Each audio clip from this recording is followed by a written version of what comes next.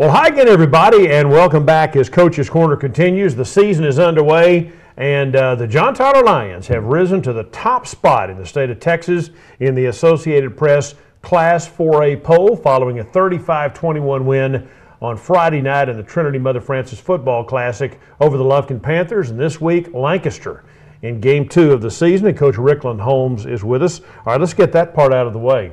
The last time JT was ranked #1 in the state was '97, your senior year. So how does that feel? It feels great. It's one of them deals that you prepare yourself for, and now that it's happened, you just embrace it with both arms. Is what you do. Is it? It does put a bullseye on you, though, doesn't it? Yeah. Well, that bullseye we already had. It just got a little bit bigger. That's all. So now what you do is you just make sure that we stay where we are. Make sure we all understand that this is what it is. You still got to play on Friday. You still have to line up and go against the opposing team, whether they're 112 or they're #2 in the state. You know, so our kids understand that, and that's something that I've been preaching to them since day one. You know, when the first poll came out, they had us #3, and our boys was a little upset about that. You know, because of what they've done and what they had coming back. And I told him, I said, fella, just because you start out #1 don't mean you're going to be #1 in December. So what we need to do is make sure we handle our business on Fridays. And from a recognition point of view, being #1 is, what does that do for you? Oh, I mean, it does more for, you know, Tyler, Texas than it does us. You know, it brings a little bit more media exposure to not only Tyler, Texas, but the John Tyler campus. And I like that it's positive. You know, it's positive influence stuff that we're getting on the campus, because with everything that's been going on in the media as far as, you know, the reputation that John Tyler is supposed to have as a campus, now you bring this positive media to the campus, and it's a little bit more incentive, not just for us, but also the student population in a whole. Yeah, I was going to say, that's the one thing that a successful athletic program can do. It is kind of a window that the outside world can look at the school, and it's something to smile about for a change, right? Most definitely, most definitely. And you want to give those kids something positive to look forward to instead of the negative stuff that most adults, as we say, try to put towards them. And I love it. Our kids love it. Our students love it. Our faculties and staff love it. I went down the hallway today, and I was going to go check on a couple of deals, my mailbox and stuff like this, and the first thing one of the counselors said, "Have you seen the paper?" I said, "I don't have to see the paper." All right, and what do you remember about being #1 in '97 as a player at that time?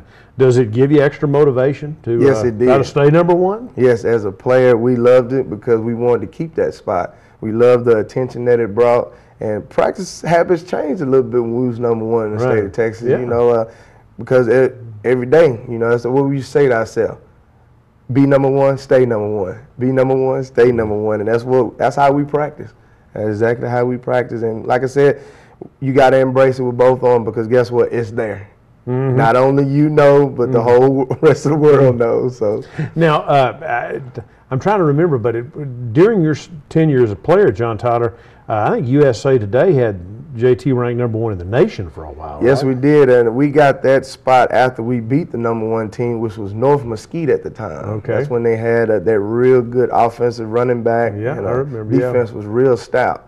After we beat them, we was #1 in the nation at that time. Okay, and I mean that's in the end you're going to have to win in November, December. Yes, sir. But for now, I mean it's you know, it is what it is, and it's a mythical poll, I call it.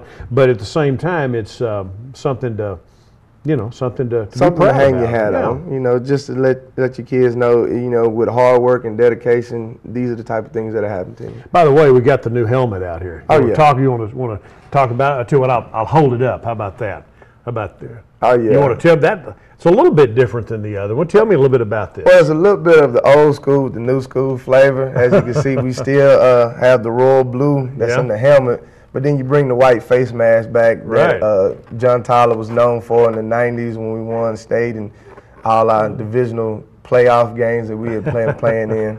But then you bring the metallic blue in there that sparkles a little bit more than the dull flat blue that we got used to looking at. So. And then the 2012, is that on everybody's helmet? No, that's just on the helmet I gave you. Okay, just right on.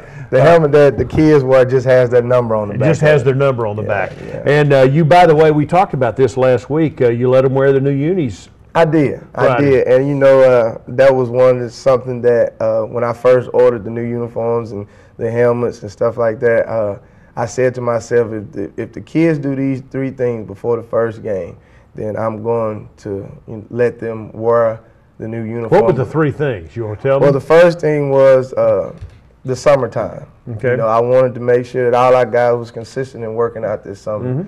And the bulk of them, the guys that you depend on the varsity level, they were all there this summer, either working out or they was playing 7-on-7.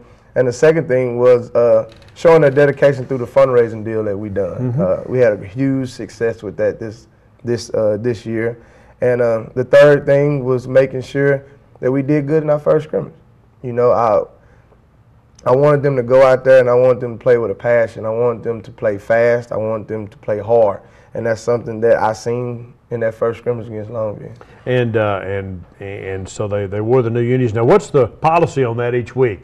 I mean, if they don't do all that stuff, you're going to go back to the old stuff for a week, or what? I got some practice jerseys that we can play in on Friday. Really? So, see, because right now they have 2 helmets that's in their locker. Okay. They have a practice helmet, which is the flat blue normal helmet that everybody's used to, and then they have the new helmet. Right now, the new helmet sits in their locker until Friday. Okay. And I put out their uniforms and all that stuff, kind of like a college atmosphere. Okay. You know, when you walk in the locker room, your helmet, your jersey, your pants in there, your shoes and your gloves. Right. So you don't have to worry about trying to find out where it is. Yeah. But like I told them, if things don't go the way that I expect them to go, and they walk in their locker room and all that stuff is not there, and something else is there, you know why. All right. So that's the bait. Get to wear these beautiful new helmets. They got to do what they need to do each week, right? That's right. And overall, before we look at the video, just the Lufkin game, how did you think the guys played on Friday? I think they played the way that I expected them to play. We started out fast, which I've always wanted us to do that, because in the past we've always came out there kind of lackadaisical, and then once the pressure gets put on us, then we want to react, and now we start doing the things that we should have been doing at the beginning of the game to take care of business. And the kids came out there with a purpose. They came out there with a passion, and I love that about what the kids did this last Friday. All right, 35-21 was the score. And as always, Coach Holmes brings along video of the 35-21 win over Lufkin at Trinity Mother Frances Rose Stadium. So we're going to roll the tape and see a whole lot of highlights. This, I think, was the first offensive play of the game, right? Yeah, and this is something that Kid jumps off sides for Lufkin. Coach Bush preached to them, taking advantage of missed opportunities on the defense. Well, they jumped off sides. Offensively, that's a free play. Yeah. And that's a heads up by Greg, scrambling, getting out the pocket and finding a wide open Fred Ross down the sideline. Yeah, I think Lufkin lit up, your guys didn't. Yeah. I mean, that's the gist of the play there, I think. That's the gist of the play. You don't stop until you hear the whistle blown. So. And again, Greg made a heck of a play, and Fred Ross, give him credit. He didn't quit on the play either, did he? They have a scramble drill that they do where everybody adjusts. The deep guys come back short, the short guys go back deep, and that's what ended up happening during Here's that the end zone look at that play, I think, too, right? Yeah. And again, you'll see the tackle on the right side here jump into the neutral zone. There you go. And our guys still sustain their blocks. They still lined up just like, there was no yellow flag on the ground. And there's Fred. And once he makes that catch, nobody's going to get him. I mean, he's done at that point, right? He's a pretty speedy big guy. So. Now, Fred is headed to your alma mater, Oklahoma State, yes, right? Yes, he is. He's going to be an OSU Cowboy. Right. You're going to let him keep that commitment, too, right? You're not going to let him somebody else come in, right? Most definitely. We talk about that on a weekly basis. All right, here's Greg, right? Yes. And, Greg does some amazing things, not only with his arm, but with his feet. And the knowledge of him understanding what the offense is capable of doing and the things that they need to do is what's making him the player that he is. Greg had nearly, between his passing and running, right at 400 yards I think he had in the 90s rushing. And plays like this are what he's really, really good at, right? Yeah, and the deal about Greg is he doesn't always want to take off and run. Right. If you notice, every time you see him he's scrambling a passer in the pocket, first, right? His eyes continue to stay downfield. This is a great run by Justice Liggins. This guy right here, he's you know, if you put him and Fred Ross next to each other, they both pretty much similar. You know, they're both big, fast kids, and he has an offer on the table from Wyoming right now. Does he really? Well, you know, Justice did not have the opportunity last year to get to pile up the stats that Ross and Flowers did, but he's awfully talented. And he's off and running this year. Senior year, he's got a chance to be really, really good this year. Sir. Yes, sir. Like I said, you got a good group of talented kids here, and you know it's hard to spread the wealth, as they say, and get the ball to everybody that you can get it to. All right, back on defense now. And again, the Lufkin's got a good offense. They do. Stubblefield kid, their quarterback's a baseball commit to A&M. Yes. Big arm. That's a great play by Trey. In coverage, Trey Johnson. He's got better he's better than he was last year. You know, the main thing with Trey was he has all the physical attributes to be a great corner, but he just wasn't very consistent at playing that position last year. Well, and I thought he had a heck of a game because they'd obviously scouted there. They were after him. They kept throwing his way, right? They was after him. They knew he was a returning starter, and they seen film from him last year and also going against him last year, so they knew what they was coming after. And Lufkin's got a big wide receiver, Taylor, who's a verbal commit to Division I. Now you're back on offense, and here's Greg again. A little read here where he goes to the right side of the field, and you know, Greg's a little bit more physical than you think he is. As you can see, when he gets toward the sideline, he does one of the Earl Campbell stiff arms. So, yep, there it is, right there at the end of the play. Yeah. And here's the backside view of it. And the deal about Greg this year is by him adding a little weight to his frame. Makes him a lot more durable than he probably would have been last year. One of your big offensive linemen leading the charge out there. Is that Terrazas leading? That's big Terrazas, long hair Tarzan. We call him Tarzan. All right. And he was moving on that play. It was. All right. Little swing out pass out running back Reggie Gibson, and as you can see, you know, he has that speed to turn it on and get upfield. Oh, was that? No, I think that was Flowers. Was that Flowers? I think Okay. that was Flowers, not Reggie. Reggie in the backfield. So that was Flowers. And, you know, Flowers had a long night. You know, he was on both sides of the ball all night, defense and offense. So. Did he ever leave the field? Did he play both ways all night? Yeah, he pretty much played the whole game. Yeah. I'm gonna say he probably played about 90% of the game. Because he also plays special teams. Can he hold up to that all year? He's going to be able to. You know, Chuck has prepared himself all summer to do this and play this role. So. Is that his nickname, Chuck? Yeah, they call him Chuck. Okay, all right. All right, here's the screen pass. That's a screen pass to Reggie. And as you can see, once this guy gets to the sideline and he turns on the speed, you know, it's the reason why they call him a running back. Yeah. That was a beautiful play because, I mean, you turn the Jets on and you're talking Lufkin, they've got speed too. So outrunning them is not the easiest thing in the world to do. It's not the easiest task. You're right about that. Nice play. You had three really long, a 75, that one, and then a 50-plus yarder. So three really long touchdown passes too. And then, you know, them are not the plays that surprised me, the big plays. What surprised me was the plays where we sustained a long drive, eating up the clock, you know, managing the ball with the run mixed with the pass. Those are the deals that we've been working on since day one. And your really long drive to put the game away did come later. Yeah. And we'll see it here in just a bit. Pressure on Stubblefield, and here's a pick. Yeah. You start out the year with an interception. That's not a bad deal. Is that Terry Osborne? That's Terry Osborne. He played and started as a sophomore last year, and this is his second campaign year. So he's going to be another, you know, Division I recruit. And for folks who are not the tip thing, you coach that, right? Yes. Ball's in the air. Ball's in the air. You go track it down and find it. You know, this is what we call our tip drill. And they played that well here. You know, the break on the ball wasn't bad.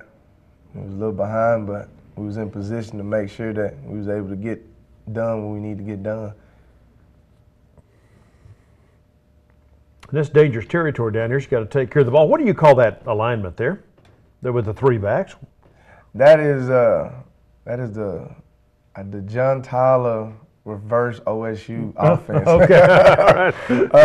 It's a formation that they came in with. We normally do it with a jumbo package with the bigger guys in there. But then they transform it to where now it's more skilled guys back there than anything. So does it have a name? It has a name. I don't know the name of that. As a matter of fact, I'm gonna ask Coach Bush what they call that. I just called it a diamond, or or whatever. I mean, but it was pretty effective. It was a different look. Gave Lufkin a different look. It's a very different look. Now back on defense. This right here is another big play by Elliott Hart, coming across, reading the wide receivers well, and breaking on the ball. Got there a tad late because he had the outside vertical, which is fine. You know, what that does, that just stretches the safety a little bit, but he made a great play on the ball. Here's the end zone view of it. Elliott plays safety for you. Yes, yeah, he plays a strong safety position. He and Osborne both are back there in that position, and watch this.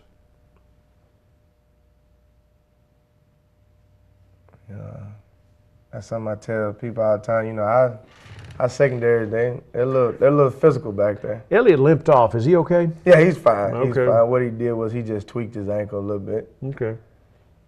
Here you go. And this is one of our young sophomores, Jeremy Wilson. Okay.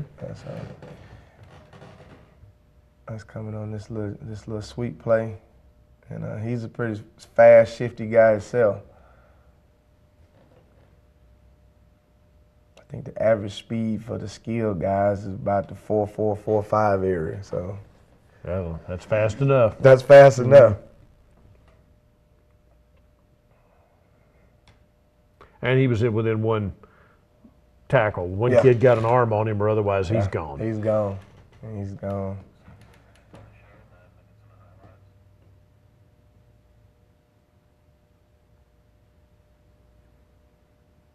And this is Darian Flowers Chuck again, making a great play.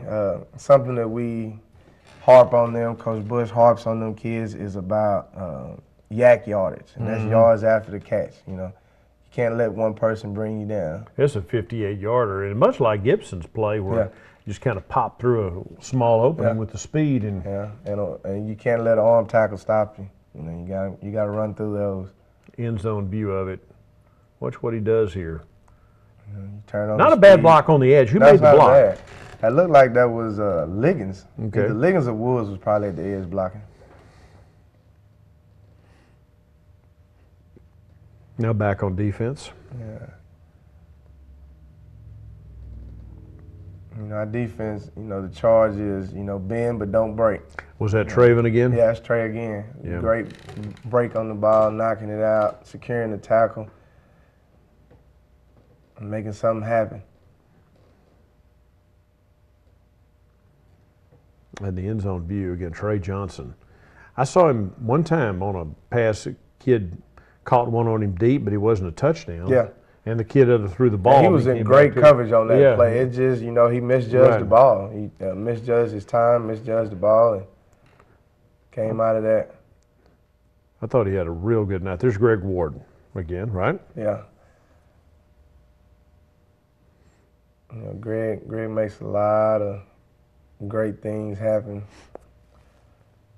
And like I said, that's to him knowing the offense and knowing where everybody is supposed to be.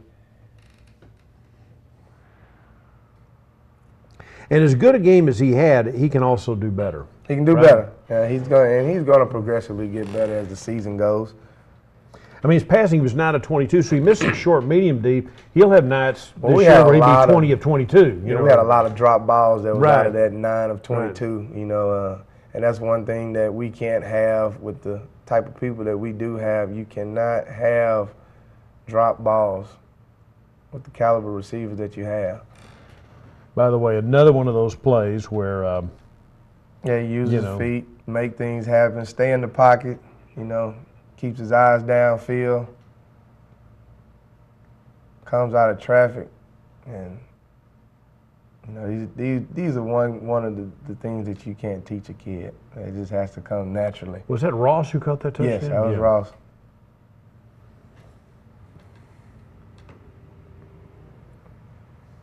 You know, people say, you know, how can Robert Griffin III be the second-round draft pick?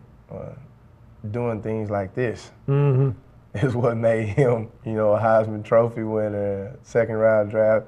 I mean, second pick in the first round. Them type of things is what makes a quarterback special, you know. And actually, that quarterback position is evolving into a different type of athlete, you know. People are getting away from the pocket quarterback, the guy that just stands back there tall, right. and, you know, slings the ball from left to right and down the middle of the field. Do you think that's changing? I think it is changing. If you look at right now with the type of quarterbacks that are in college, that are in the NFL right now, there are not a lot of pocket quarterbacks that's back there anymore. You know, it's not a lot of Peyton Mannings back there anymore. It's a lot of Michael Vicks and Robert Griffins. And then you look at the college level, it's just crazy. You know, even with the Nebraska quarterback, the Martinez kid, you know, yeah, he's becoming a better passer, but he's able to do a lot of special things with his feet. Right. Because the theory, basically, you just want to outnumber the defense, That's right? it. To give too many guys for them to scheme against, right? That's it, man. When you got 11 players that account for on offense, you better make sure your 11 on defense know what they're doing.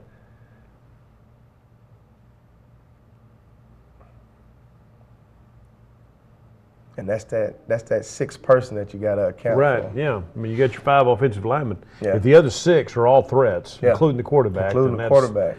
You know, in the end, the math doesn't work. That's what you're looking for. All right, here's a nice run. Yeah, that's the Quante Woods hitting the edge. He's another versatile player. He's a hybrid throwback John Tyler kid. He plays running back, wide receiver, linebacker. So,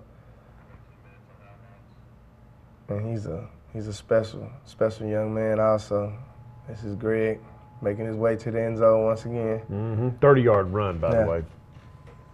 You know, a lot of people said last year, you know, well, he looks fast. Well, he is fast. How fast? He's a 4.4, 4.5 guy. Yeah. Yeah, I mean, he has that deceptive long stride and smooth when he runs that, you know, it looks like he's not moving very fast, but when you're trying to chase him, it's a whole different story. All right, we're winding down the highlights here. Again, look at this 30-yard run. Where that's special. As much as you'd like to claim you can coach that, you can't, can you? No, you can't. Yeah, it's some things that, you know, kids bring to the table that just comes from inside them. You know, heart, leadership, natural ability. You know, the things that as a coach that you want to try to do is you want to try to make sure that you maintain their composure. You hone in on the skills that they already bring and make it a little bit better. And that comes with practice. That comes with lifting weights. That comes with running. So, you know, it's kind of like, as they say, training a thoroughbred horse. You know, all you got to do is keep them in shape and let them run. Yeah. So that's what I'm trying to do this 2012 season with these young men, making sure that we stay focused, make sure we stay in tune, make sure we stay healthy.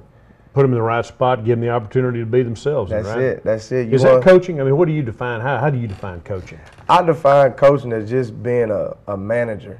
You know, my role is to make sure that practice goes well, to make sure the game plans are put in correctly. And mainly what I do is I just put everything on the table, put it out in line, and then I let my positional coaches take care of their positions, and we tie it in together. And that's how we do our practice skills. That's how we do our game plans. And basically what I do is I just make sure I approve of everything that they want to put together. How do you, as you look back on, you know, playing, coaching, who biggest influences on you? My biggest influence is Coach Wilson. You know, just seeing, you know, the role model that he was for us, the leader that he was. And then, you know, at the professional level, just the professional way of going about your daily routine up under Coach Belichick. You know, seeing that, you know, it does take time, but you got to use your time wisely so that you don't overwork yourself, because like in the NFL, you got 19 games. You know, that's a long season to get to the Super Bowl. In high school, you got 16. That's a long season to get to the state championship game.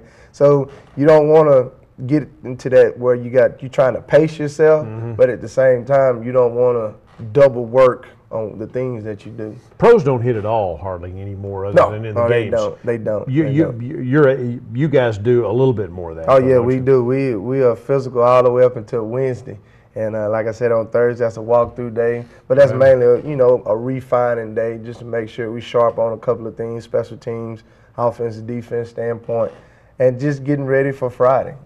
Try to let yourself heal up just a little bit, because like I say, we go good on good Monday through Wednesday.